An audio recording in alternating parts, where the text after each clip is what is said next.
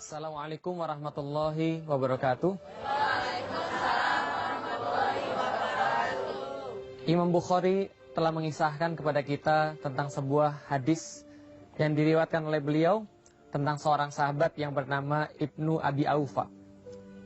Ibnu Abi Aufa bercerita, tatkala itu mereka sudah dirudung kelaparan selama berhari-hari tatkala mereka pergi ke perang Khaybar.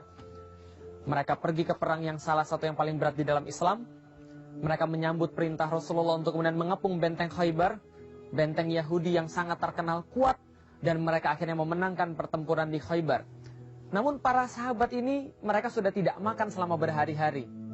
Mereka mengganjal sebagian perut mereka dengan batu. Mereka ada yang kemudian memegangi perut mereka karena tidak mendapatkan batu. Lapar yang sangat menyiksa, lapar yang tidak tertahankan lagi. Tatkala mereka pulang dari Khaybar, kemudian mereka berada di jalan, terlihatlah oleh mereka sebuah keledai jinak.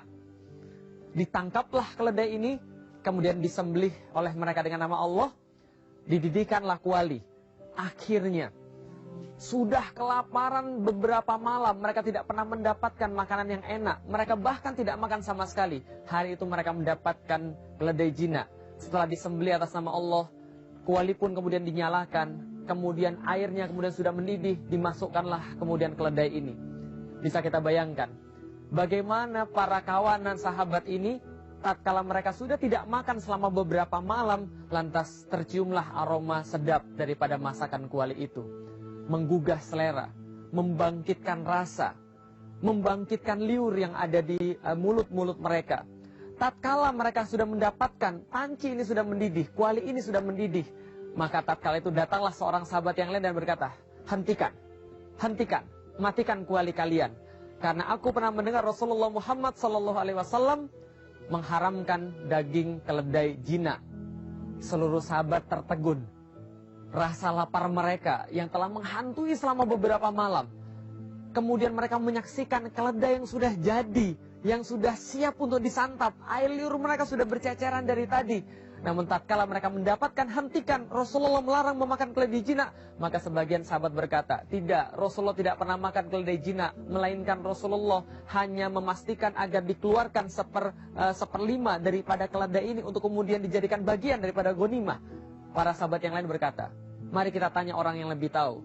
Maka para sahabat bertanya pada Sa'id bin Jubair, maka kemudian Sa'id bin Jubair berkata, tidak, Rasulullah Muhammad SAW dia mengharamkan keledai jinak secara mutlak. Maka apa yang terjadi pada para sahabat? Dia membalikkan seluruh kuali. Keledai yang sudah masak tidak jadi dimakan. Perut mereka tetap lapar, tapi mereka taat pada Allah Subhanahu wa Ta'ala. Dalam pikiran mereka, asalkan ini daripada Allah, kami akan taat.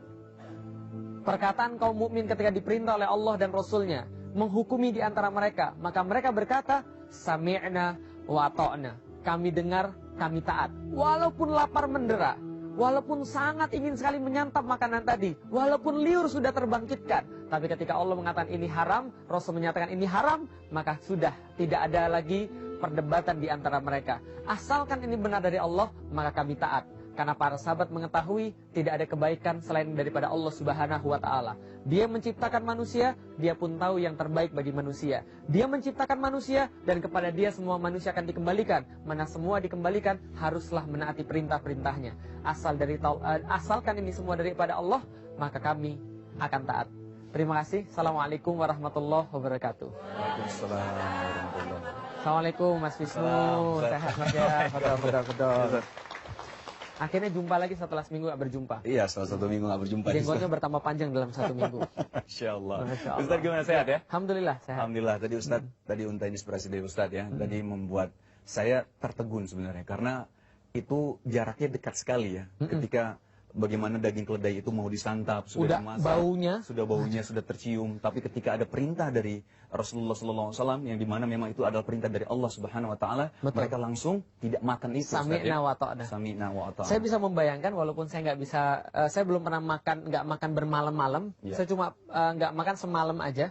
Karena istri saya lagi sakit ketiduran, kita malam nggak makan. Pagi-pagi tuh kalau sudah ngelihat, apalagi lihat makanan tuh kan mau menyantap tuh. Yeah. Jadi kita bisa bayangkan lagi lapar banget, nyium bau sop buntut. Kira-kira gimana rasanya? Waduh, ngilernya udah Iya, iya. keluar gitu kan ya. Kemudian mau makan tiba-tiba nggak boleh, ini haram. Ya, sami'na wa ata'na. Tapi walaupun rasanya berat ya. Iya. Jadi ternyata ikhlas itu tidak mesti ringan. Kadang orang bilang, bagi saya mah sholat mah ringan. Kenapa? Ikhlas. Kalau ikhlas itu ringan, ternyata enggak juga. Kadang-kadang ikhlas itu berat. Ikhlas itu berat ya. Berat. Dan manusia yang paling ikhlas di muka bumi ini adalah orang-orang yang berat ketika melaksanakan perintah Allah. Umi Musa, tatkala diminta oleh Allah untuk kemudian menghanyutkan anaknya di atas sungai. Padahal baru kita bayangkan ya, melahirkan anak 9 bulan 10 hari sudah dikandung, dijaga, dipelihara, tiba-tiba harus dihanyutkan. Rasanya gimana?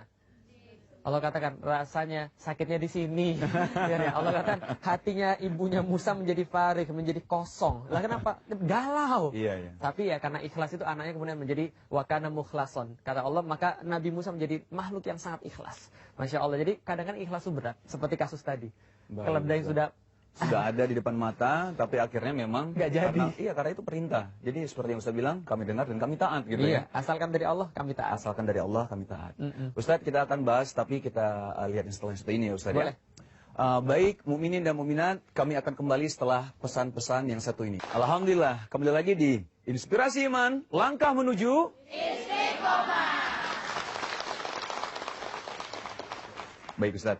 Ya, Jadi kita lanjut sedikit nih Ustaz. boleh, boleh. Jadi soal bagaimana ketika Allah memberikan Perintah.